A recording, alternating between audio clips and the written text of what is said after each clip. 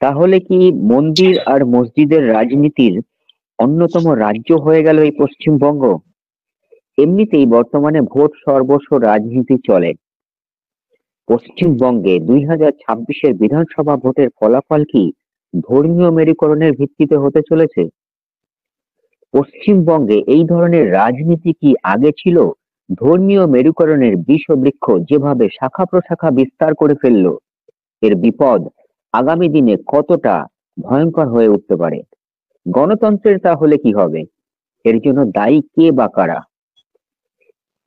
আমরা সাধারণত নাগরিকরা, শিক্ষিত সচেতন নাগরিকরা সব দায়টা, যারা এখন রাজ্যের শাসক দলে অবস্থান করছে, আমি সরকার বলি না, শাসক দল বলি, এবং কেন্দ্রীয় শাসক দলে যারা অবস্থান করছে, দুপক্ষই ধর্মীয় মেরুকরণের রাজনীতি করছে। রাজনীতি বলবো না, রাজনীতি বললে রাজনীতিকে অবমাননা করা হয়, এটা অপরাজনীতি। আমি বলি অপরাজনীতি, বিপথগামী রাজনীতি, ভ্রষ্ট রাজনীতি, মন্দ রাজনীতি। রাজনীতি এরকম হয় না। রাজনীতির ক্ষেত্রে কোনো হাতিয়ার অবলম্বন করতে হয় না, এই ধর্ম নামক হাতিয়ার বা অন্যান্য হাতিয়ার। রাজনীতির ক্ষেত্রে একমাত্র একটা নির্দিষ্ট লক্ষ্য থাকবে। রাজনীতি, শুধু রাজনীতির কথা বলছি, বিশুদ্ধ রাজনীতি, পিওর পলিটিক্স। যে রাজনীতিকে আমি অপরাজনীতি বলছি, ম্যাল পলিটিক্স, সেটাই এখন চলছে, এবং তাদেরই দরকার হচ্ছে। সেই পলিটিক্স যারা করে তাদের মেরুকরণের রাজনীতি করতে হচ্ছে।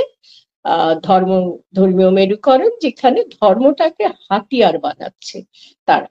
কেন হাতিয়ার বানাচ্ছে? এবার তুমি বলছিলে যে দায়ী হওয়ার কথাটা, আমার মনে হয় এক্ষেত্রে আমরা যদি শুধুমাত্র শাসক দল, একটা প্রধান আমাদের ব্যামো এখন হয়েছে, যেটা আমাদের দুর্ভাগ্য, যে আমরা কোথাও সরকার পাচ্ছি না, না রাজ্যে না কেন্দ্রে সরকার নেই। সরকার হবে জনগণের সরকার, সরকার হবে গণতান্ত্রিক সরকার, দলতান্ত্রিক সরকার নয়। দলতন্ত্র সর্বস্ব, দলতন্ত্রের স্বার্থ সর্বস্ব, আর ব্যক্তি স্বার্থ সর্বস্ব। এইরকম দল যদি কোনো ক্ষেত্রে ক্ষমতার চূড়ায় বসে, তাহলে সেখানে সরকার আর থাকে না, সরকার বিলুপ্ত হয়ে যায়। আজকে বর্তমানে রাজ্যে অথবা কেন্দ্রে সেরকম একটা পরিস্থিতি তৈরি হচ্ছে, সরকার নেই, আছে দুটি শাসক দল। তারা রাজনৈতিক দল এবং বিশেষ রাজনৈতিক দল, তারা কেউ, দুটো দলই কেউ মিলেমিশে কাজ করার সংস্কৃতিতে বিশ্বাসী নয় এবং রাজনীতিতেও বিশ্বাসী নয়। তারা মনে করে আমাদের দলটাই থাকবে এবং ক্ষমতাই তাদের লক্ষ্য, এবং চূড়ান্ত লক্ষ্য নয়। চূড়ান্ত লক্ষ্য হচ্ছে দেশের সমস্ত সম্পদ তারাই লুটপাট করে ভোগ করবে। সম্পদগুলো, অর্থ সম্পদ, যত সম্পদ দেশের আছে, এই শাসক দলেরাই লুটপাট করে ভোগ করবে, আর জনগণের কপালে দুর্ভোগ। এরা ভোগ করবে আর জনগণের কপালে দুর্ভোগ হবে। সেই তন্ত্র এখন চলছে আমাদের রাজ্যে। কিসের জন্য? না, যে তুমি বললে ধর্মীয় মেরুকরণের রাজনীতি আজকে বাস্তবায়িত করা হয়েছে, কি কেন্দ্রে কি রাজ্যে। সেটা করা উচিত ছিল না। এখন ধর্মীয় মেরুকরণের রাজনীতি বললে সবাই বুঝবেন না, আমাদের দেশের মানুষরা তো সকলে শিক্ষা লাভের সুযোগটা পায়নি, অধিকারটা তো তাদের কেড়ে নেওয়া হয়েছে, ফলে সবাই বুঝবে না যে ধর্মীয় মেরুকরণের রাজনীতি আবার কি। তার আগে বলে নি, তুমি যে প্রশ্নটা করেছিলে দায়ী কি কেবল এই তথাকথিত সরকার বা আমার দৃষ্টিতে শাসক দল, তারাই? আমার তো মনে হয় না। দেশে, আমাদের গণতান্ত্রিক দেশ, জনগণের অধিকার রয়েছে, ক্ষমতা রয়েছে।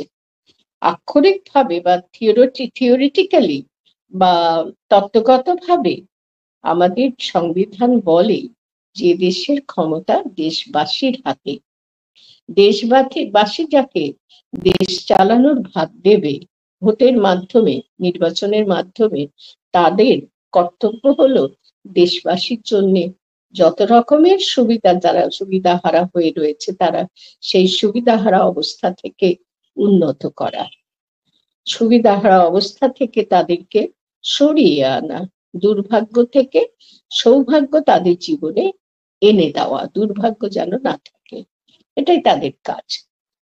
যেটা হচ্ছে না সেটা যে কারণে এই ধর্মীয় মেরুকরণের রাজনীতি এরা নিচ্ছে, সে কারণটা হচ্ছে 5 বছর ধরে ক্ষমতায় থেকে, তথাকথিত ক্ষমতা, গণতন্ত্রে ক্ষমতা বলে কিছু হয় না।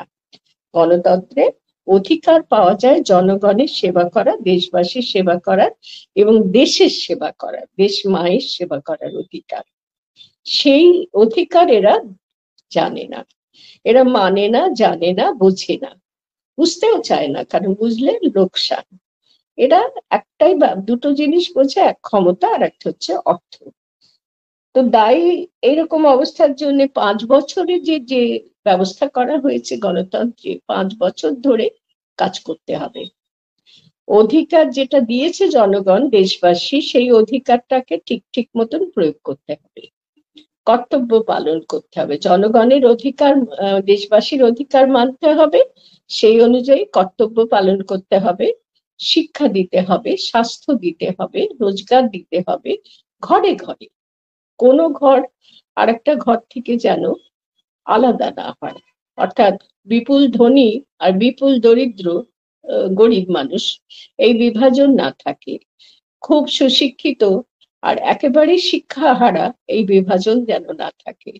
ঘরের প্রত্যেকটা মানুষ রোজগার করছে, কিন্তু অন্য ঘরে রোজগার করার সুবিধা নেই, চাকরি পাচ্ছে না, এরকমটি যেন না হয়। কোন রকম ব্যবধান যেন না থাকে, সব মানুষের সমান অধিকার প্রতিষ্ঠিত হয় যেন, সেটা দেখাই হচ্ছে যারা মানুষ যাদের হাতে ক্ষমতা তুলে দেয়, অধিকার দেয়, ক্ষমতা কথাটা ব্যবহার না করাই ভালো, ক্ষমতার বিশাল ক্ষমতা, তো সেটা ভুলে যায়। যারা এই গদিতে বসে, যারা এই পদাধিকারী হয়, দেশের মাথায় বসার পদাধিকারী, রাজ্যের মাথায় বসার পদাধিকারী, তারা সেসব ভুলে যায়। ভুলে গিয়ে খালি আহ মতলব বা কুমতলবের দ্বারা, কুমতলবের শিকার হয়ে যায় তারা। তারা ভাবে যে কোন হাতিয়ারটাকে হাতে নিলে সব মানুষ আমাদের বশীভূত হয়ে যাবে, ভোট দেওয়ার সময় আমাদেরকেই ভোট দেবে। 5 বছর নয়, জন্ম জন্মান্তর ধরে যেন সেই অধিকার আমরা ভোগ করতে পারি। জনগণের কাছ থেকে অধিকার পেয়ে জনগণের অধিকার কেড়ে নিয়ে আমাদের নিজেদের আমরা কর্তব্যচ্যুত করে যেন ভোগ করে যেতে পারি, আর জনগণ খালি দুর্ভোগের শিকার হবে, দেশবাসী খালি দুর্ভোগের শিকার হবে, এরকম ব্যবস্থাটা চলছে। সেক্ষেত্রে তুমি ধর্মীয় মেরুকরণ বলছিলে, সেটা হচ্ছে তার একটা বাস্তবতা আছে। মানুষের ধর্ম বিশ্বাসটা আমাদের দেশে প্রত্যেকটা মানুষের মধ্যে আবেগ তৈরি করে। আমার ধর্ম বিশ্বাস, সেটাই সব থেকে বড় ধর্ম বিশ্বাস, সেটাই আমার কাছে বড় হয়ে দাঁড়ায়। আর ভিন্ন ধর্মাবলম্বী যারা, তারা আমার থেকে পৃথক হয়ে যায়, ওরা আলাদা, ওদের সঙ্গে আমাদের চলে না, মেলে না। এই রকম ধর্ম বিশ্বাস মানুষের মধ্যে স্বাভাবিকভাবে কিন্তু থাকে না। এমনি দেখা যায়, আমি দেখেছি বাস্তব জীবনে, দুটো ধর্ম বিশ্বাসী মানুষ পাশাপাশি বসে মাছ বিক্রি করছে, ফল বিক্রি করছে, সবজি বিক্রি করছে, চাষবাস করছে, পাশাপাশি বাস করছে, তাদের মধ্যে কিন্তু এই ভাব স্বাভাবিকভাবে আসে না। এটাই হচ্ছে দুঃখের কথা।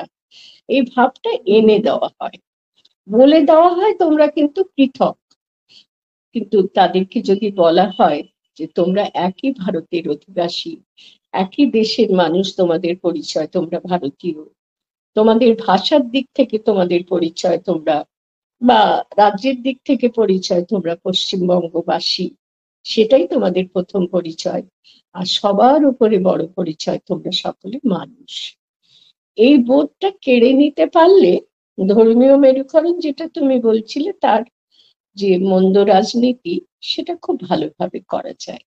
তুমি তোমার ধর্ম এটা, ওর ধর্ম ওটা, তোমরা কখনোই এক হতে পারো না। এই যে ভুল ধারণাটা মাথার মধ্যে ঢুকিয়ে দেওয়া হচ্ছে, সেটা শিক্ষার অভাবের জন্যই বিশেষ, আর শিক্ষিত মানুষের জন্য, স্বার্থবোধের জন্য, শিক্ষিত মানুষরা, তথাকথিত শিক্ষিত মানুষদের মধ্যে এই বোধ ঢোকানো যায় না, এটা তো দেখতে পাচ্ছি না আমরা। আমরা তো দেখছি তারা স্বার্থবোধের কারণে এরকম বোধে উদ্বুদ্ধ হচ্ছে, এখন এই সময়ে দেখতে পাওয়া যাচ্ছে। এটাই আমাদের দুর্ভাগ্য।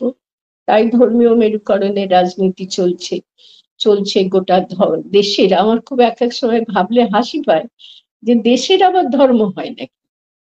মানুষের ধর্ম হয়, ধর্ম বিশ্বাস অনুযায়ী সে এই ধর্মের মানুষ, ওই ধর্মের মানুষ, এরকম প্রচার হয়। কিন্তু দেশের ধর্ম কি করে হয়? হয় এই ধর্মাবলম্বীর দেশ, ওই ধর্মাবলম্বীর দেশ। কিন্তু আজকে তো শুনতে পাচ্ছি আমাদের ধর্মনিরপেক্ষ ভারত, তার নাম হবে হিন্দু ভারত। এটা কেমন হয়? মানুষ, হিন্দু মুসলমান এইভাবে চিহ্নিত হয়, বাস্তবে হয়, দেখা যায়। কিন্তু একজন হিন্দু মানুষ আর একজন মুসলমান মানুষকে মানুষ হিসেবে দেখবে না, আমি হিন্দু তুমি মুসলমান এইভাবে দেখবে। এটা আমার মনে হয় মানুষ নামক প্রাণীর জন্য বড় লজ্জার। আর আমাদের যে ভোট ব্যবস্থাটা, সেটা আমাদের জন্য অত্যন্ত একটা উন্নত ব্যবস্থা। সারা বিশ্বে আমাদের এমন একটা গণতান্ত্রিক দেশ, অত্যন্ত প্রশংসিত সেই অর্থে যে এরা দেখো নির্বাচনের মাধ্যমে আহ পদাধিকার করে, মানুষের জন্য সেবা করবার অধিকারটা লাভ করে। কিন্তু সেটা তো আজকে দেখা যাচ্ছে, যারা যেই পদাধিকারী হয়ে যাচ্ছে অমনি সঙ্গে সঙ্গে একটা অস্ত্র হাতে নিতে চাইছে, যে অস্ত্র মানুষে মানুষে বিভাজন করে দেবে। আর সেই অস্ত্রটা হচ্ছে ধর্ম। তা আমার তো মনে হয় প্রকৃত ধার্মিক মানুষটা এটা কখনো করতে পারে না। আমি প্রকৃত ধার্মিক মানুষদের দেখেছি, তারা কখনো অন্য ধর্মের মানুষদেরকে ওর ভিন্ন ধর্ম বলে ও আলাদা এটা মনে করে না। মনে করে ওর ধর্ম ওর, আমার ধর্ম আমার। বিভাজন করে একই ভারতীয় নয়, একই গ্রামবাসী নয়, একই শহরবাসী নয়, একই গোত্রের মানুষ নয়, একই গোষ্ঠীর মানুষ নয়, এইভাবে কিন্তু বিভাজনটা হয় না। এটা করে দেওয়া হচ্ছে। এটাকেই তুমি যেটা বললে ধর্মীয় মেরুকরণের রাজনীতি, এটাই পরিষ্কার করে একটু বিশ্লেষণ করলে বোঝা যায়। এটা মানুষ নিচ্ছে, কারণ আমাদের দেশে মানুষ তো সত্যিকার আলো পাওয়া মানুষ না। তাদের মধ্যে অশিক্ষা, কুশিক্ষার অন্ধকার ছড়িয়ে রয়েছে। আর যারা তথাকথিত শিক্ষা প্রাতিষ্ঠানিক শিক্ষিত মানুষ, তারা নানাবিধ সুবিধা অসুবিধার লাভালাভের হিসাব কষে। আজকাল হিসাবে মানুষ বেশি, ফলে পরিস্থিতি এখন আমাদের জন্য ক্ষতিকারক। আমরা মানুষ হিসেবে নিজেদের পরিচয় দিতে পারছি না। গণতন্ত্রটাকে আমরা দুর্মুষ করছি। কারণ আমি এটা বলেই শেষ করব, আমি বিশ্বাস করি গণতন্ত্র আমাদের দিয়েছে ভোট ব্যবস্থা, সাংবিধানিক ক্ষমতা, সাংবিধানিক ব্যবস্থা। সেই ব্যবস্থায় 5 বছর একটি রাজনৈতিক দল তারা যদি বেশি নির্বাচনে বেশি মানুষের সমর্থন পায়, তাহলে তারা কি করতে পারে না, তারা 5 বছর ধরে একটা ভূমিকা নিতে পারে দেশবাসীর সেবা করার। তার যত অসুবিধা আছে, অভাব অভিযোগ আছে, দূর করবার। 5 বছর পরে আর সেটি হওয়ার কথা নয়, বদল হওয়ার কথা। কারণ 5 বছরের পরে যদি দীর্ঘায়িত হয়ে যায় ওই পদাধিকারী অবস্থাটা, তাহলে সেইখানেই ঢুকে পড়ে সমস্ত রকমের মানুষের মধ্যে যে প্রবৃত্তি রয়েছে, সেই প্রবৃত্তিগুলো, ধন লাভের প্রবৃত্তি, ক্ষমতা লাভের প্রবৃত্তি, শাসন করার প্রবৃত্তি, প্রভুত্ব করার প্রবৃত্তি, এগুলো ঢুকে পড়ে। আমি একটা সমাধানের কথা বলে শেষ করব। এই ধর্মীয় মেরুকরণ, মানুষে মানুষে তুমি এই ধর্মের আর এই ধর্মের বলে দুজনে লাঠালাঠি মারামারি করলো। একটা কথা আমি সকলের উদ্দেশ্যে বলতে চাই, যে লাঠালাঠি মারামারিটা হয় কাদের মধ্যে? যারা উপরের তলায় বসে থাকে তাদের মধ্যে এই ধর্ম নিয়ে লাঠালাঠি মারামারি হয়? হয় না। মরে সাধারণ মানুষ, খেতে না পাওয়া মানুষ, শিক্ষা না পাওয়া মানুষ, তারাই নিজেদের মধ্যে করে যে তুই হিন্দু, তোর সঙ্গে আমার কোনো সম্পর্ক নেই, তুই মুসলমান, তোর সঙ্গে আমার কোনো সম্পর্ক নেই, তুই আমার শত্রু, এসো আমরা লাঠালাঠি করি। এই প্রসঙ্গে আমার দীর্ঘ হয়ে যাচ্ছে, এই প্রসঙ্গে আমার কাজী নজরুল ইসলাম মানুষটি বাকস্তব্ধ হয়ে গেলেন। তা না হলে আমাদের দেশটা বোধহয় আজকে এই অবস্থায় আসতো না। কখনো কখনো আমার মনে হয় তিনি এমন এমন ছোট্ট ছোট্ট প্রবন্ধ লিখে গিয়েছিলেন, একেবারে আলো দানকারী। যেমন মন্দির মসজিদ বলে তার একটি ছোট্ট নিবন্ধ আছে, তাতে পড়েছিলাম, যতবার পড়ি ততবার মনে হয় যে কিছু লাভ কি হলো, এসব কথা লিখে গেলেন। হিন্দু মুসলমানে মারামারি লেগেছে, আল্লাহ ভগবানের আল্লাহ ভগবান নিয়ে যুদ্ধ চলছে। এইবারে মারামারি করতে করতে দুজন, একজন হিন্দু একজন মুসলমান, দুজন অত্যন্ত সাংঘাতিক ভাবে আহত হয়েছে। আবার মানে তখন আর তাদের আর যুদ্ধ করার মতন ক্ষমতা নেই, দুজন পালিয়ে ওই আরো বেশি আহত হওয়ার অবস্থা থেকে নিজেদেরকে বাঁচাতে পালিয়ে একটা থামের আড়ালে এসে দাঁড়িয়েছে। এবং তখন আর এতক্ষণ ওরা আল্লাহ ভগবান নিয়ে যুদ্ধ করছিল, মুখে আল্লাহ আর ভগবান। এখন দুজনেরই মুখে একটি শব্দ শোনা যাচ্ছে, এত আহত হয়েছে, এত যন্ত্রণা কাতর, বাবা গো মা গো বলছে দুজনেই। দুজনেরই মুখে একটি শব্দ, বাবা গো মা গো। এইভাবে কি সুন্দর করে বুঝিয়ে দিলেন কাজী নজরুল ইসলাম। সমন্বয় সাধক বলা যায় আমাদের দেশে, ধর্মে ধর্মে সমন্বয় সাধন করার সাধনা তিনি করেছিলেন। সেই সাধক মানুষটি বুঝিয়ে দিয়েছিলেন, কিন্তু সব বৃথা হয়ে গেল আজকে এই ধর্মীয় মেরুকরণের রাজনীতিতে যারা রাজনীতির নেশায় যারা বুঁদ হয়ে রয়েছেন, কি কেন্দ্রে কি রাজ্যে, তারা কি এ সমস্ত কিছু ভুলে বসে রইলেন? মানুষের ধর্ম বিশ্বাস তাকে তো বলে বুঝিয়ে দেবে যে আমরা সবাই মানুষ, আমরা সবাই নিজেরা নিজেদের সৃষ্টি করি, একজন স্রষ্টা আমাদের আছেন, কেউ তাকে বলে আল্লাহ, কেউ তাকে বলে ভগবান। এই সহজ স্বাভাবিক সত্যটা প্রত্যেকটা মানুষকে শেখানো এবং নিজেরাও মানা, এটা না করে তারা যেটা করছেন, আমার মনে হয় এই মেরুকরণ, অর্থাৎ মানুষে মানুষে বিভাজন করে পরস্পরের শত্রু প্রতিপন্ন করা, এটা তারা অধর্মের কাজ করছেন। তারা ধার্মিক হলে এই কাজ করতে পারতেন না, কোনো ধার্মিকই এটা করে না। আমি ব্যক্তি জীবন থেকে একটা উদাহরণ দৃষ্টান্ত দিয়ে আমার এই পর্ব, তোমার প্রশ্নের উত্তরে আমি উত্তরটা দিচ্ছি। আমি খুব পরিষ্কার স্পষ্ট ভাবে এই দুটি গোষ্ঠীর মানুষের সম্পর্ক বুঝতে পারি, কারণ ব্যক্তি জীবনে সেই শিক্ষা পেয়েছি, কেউ আমাকে মুখে বলে শিক্ষা দেয়নি। আমি যখন ক্লাস 9-এ পড়ি তখন প্রথম সংস্কৃত শিখতে শুরু করি, সংস্কৃত ভাষা।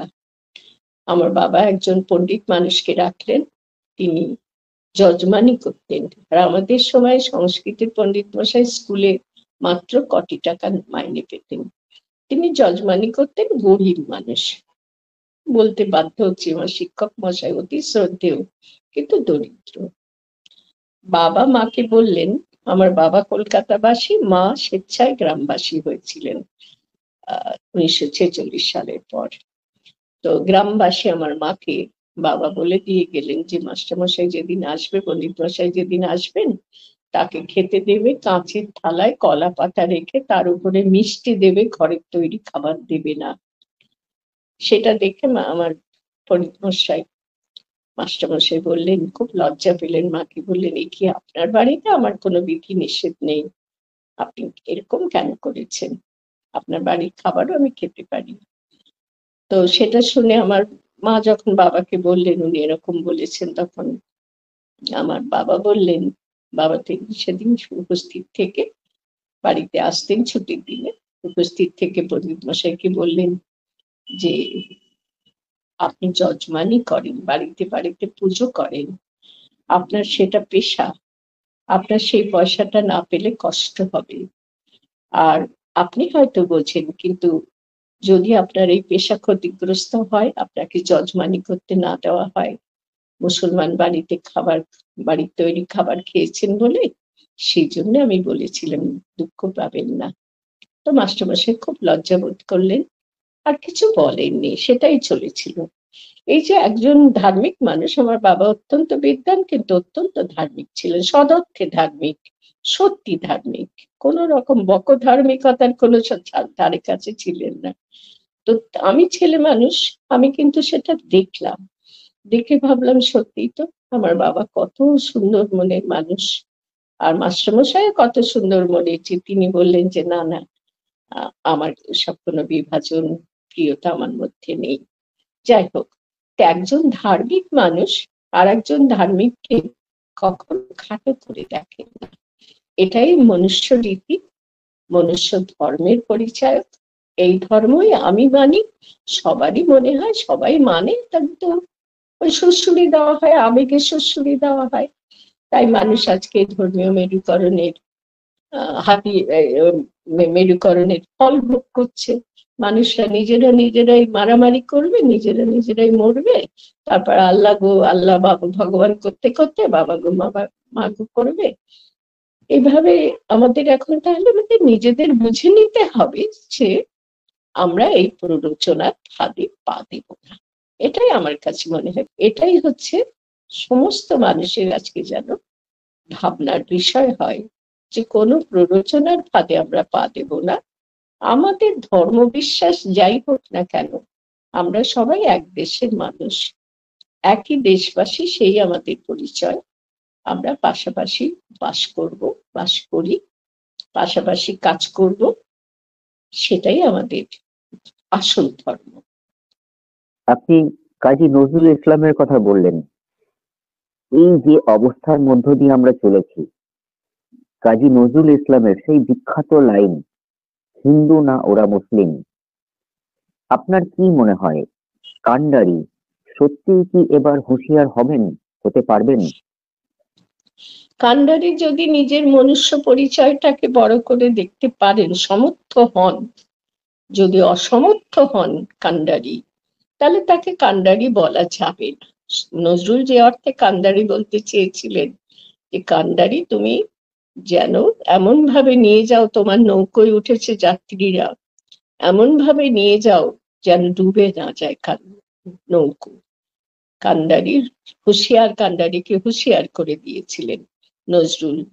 হিন্দু না ওরা মুসলিম, ওই জিজ্ঞাসে কোনজন, কান্ডারি বলো ডুবিছে মানুষ সন্তান মোর মার। যদি প্রবল ঝড় এসে ওটা ডুবে যায়, সেই সময় কান্ডারি কি নৌকোর মাঝি কি মনে করে যে মানুষ মারা যাবে, আমাকে সামলাতে হবে, এই ঝড় সামলে নৌকোটাকে তীরে নিয়ে যেতে হবে? নাকি সে মনে করবে, তিনি তিনি বা সে মনে করবে যে এরাই এর মধ্যে হিন্দুকে বাঁচাবো আমি, মুসলমানকে বাঁচাবো না, মুসলমানকে বাঁচাবো আমি, হিন্দুকে বাঁচাবো না? এরকম কেউ কখনো করে? কেউ করে না। সুতরাং নজরুলের এই বার্তা, কাজী নজরুল কেন, আমাদের দেশে বহু মহাত্মা এসেছিলেন, এই কথাই বলে গেছেন তারা, কিন্তু নজরুল যেন একেবারে খোলাখুলি বলে গেছেন, অনেক বেশি খোলাখুলি বলেছেন বলে আজকে আমাদের তার কথা উচ্চারণ করতে হচ্ছে। তিনি কিন্তু কোনো বিশেষ ধর্মের গোড়া ধর্মভক্ত একেবারেই ছিলেন না। তার জীবনে তিনি তার ছেলেদের নাম রেখেছিলেন কাজী সব্যসাচী, কাজী অনিরুদ্ধ। তিনি হিন্দু পত্নীর সঙ্গে বিবাহ বন্ধনে আবদ্ধ হয়েছিলেন। জীবনের প্রতিটি কর্মে তিনি সমন্বয়ের যে সাধক ছিলেন তিনি।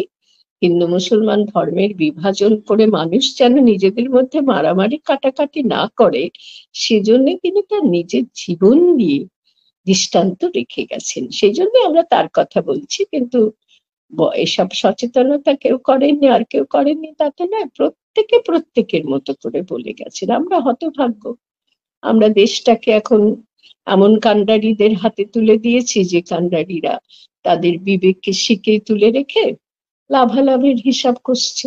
কতদিন ক্ষমতায় থাকবো, যতদিন ক্ষমতায় থাকবো তাতে আমার হবে না, 5 বছর হবে না, আমাকে যাবজ্জীবন ক্ষমতায় থাকতে হবে। এইটাই হচ্ছে, এখান থেকে তারা লক্ষ্যভ্রষ্ট হচ্ছে, মনুষ্যত্ব বিচ্যুত হচ্ছে। মনুষ্যত্বটাই মানুষের সব থেকে বড় ধর্ম বলে মনে করি। যখন একজন মানুষ ধরো খুব বিপদাপন্ন মানুষ আমার কাছে এলো, তা আমি সেই বিপদাপন্ন মানুষটাকে রক্ষা করার জন্য, কত হয়েছে স্বদেশী আমলে বলো, পুলিশের হাত থেকে রক্ষা করার জন্য যারা স্বদেশী করতেন তারা একটা বাড়িতে আশ্রয় নিয়েছে, তখন কোনো মানুষ আশ্রয় দেওয়ার সময় এইভাবে জিজ্ঞেস করেছে তুমি বাবা বিপ্লবী, তুমি মুসলমান না হিন্দু? এই ধর্ম পরিচয় সংক্রান্ত প্রশ্ন কেউ করেছে? আমার তো জানা নেই। তাদের পরিচয় তারা স্বদেশ প্রেমিক, তারা বিদেশিদের হাত থেকে দেশকে রক্ষা করার জন্য নিজের প্রাণকে বিপন্ন করেছে, সেটাই তাদের বড় পরিচয়। এত বড় দেশপ্রেমিক পরিচয়, সেটা ভুলে আমরা জিজ্ঞেস করবো হিন্দু না মুসলমান? আমরা বলবো ক্ষুদিরাম বসু তিনি হিন্দু ছিলেন না মুসলমান ছিলেন, এই প্রশ্ন করব? আমরা তো তার একটা পরিচয় দেখি, এত বড় দেশপ্রেমিক ওইটুকু বয়সে। তো সেটা আজকে ভুলিয়ে দিচ্ছে যারা, তারা কি দেশের মাথায় থাকার যোগ্য? আমার তো মনে হয় না। তারা দেশের মাথায় থেকে তারা তাদের নিজেদের সঠিক ভূমিকাটা পালন করতে শিখুন। আর মানুষকে মোহাচ্ছন্ন, ধর্ম মোহাচ্ছন্ন, নজরুলের কথা আমরা এত বেশি বলছি, কিন্তু রবীন্দ্রনাথও বলেছেন যে ধর্মের বেশে মোহ যারে এসে ধরে, সেজন মারে আস শুধু মরে। মোহটা, ধর্মের মোহটা যাকে আচ্ছন্ন করে দেয়, যার মনকে, মনুষ্যত্বকে, সেই মানুষ অন্যকে মারে আর নিজে মরে। এ তো রবীন্দ্রনাথ বলে গেছেন। অনেকেই, এখন যদি উদ্ধৃতি দিতে চাই তোমার এই সাক্ষাৎকার পুরোটাই ভরে যাবে। কত বড় বড় মানুষ আমাদের শিক্ষা দিয়ে গেছেন, কিন্তু আজ আমরা সব শিক্ষা ভুলে ওই ধর্মীয় মেরুকরণের আবেগে একেবারে সমস্ত কিছু, নিজেদের যে সম্পদ, বিবেক, বোধ, মনুষ্যত্ব, মানুষের সম্পদ, সেগুলোকে বিসর্জন দিচ্ছি। বড় দুর্ভাগ্য আছে আমাদের ভারতবাসীর। যারা মাথায় আছেন তারা যদি এখন কান্ডারির ভূমিকা ভুলে, ও মরে মরুক, হিন্দু মরুক, মুসলমান মরুক, হয় মরলে কারা মরছে, হয় বলবে হিন্দু মরুক, বলবে মুসলমান মরুক। আমি না এগুলো বুঝতে পারি না, কিছুতেই বুঝতে পারি না। আমাকে দেখে একজন অপরিচিত মানুষ বুঝতে পারবে হিন্দু না মুসলমান?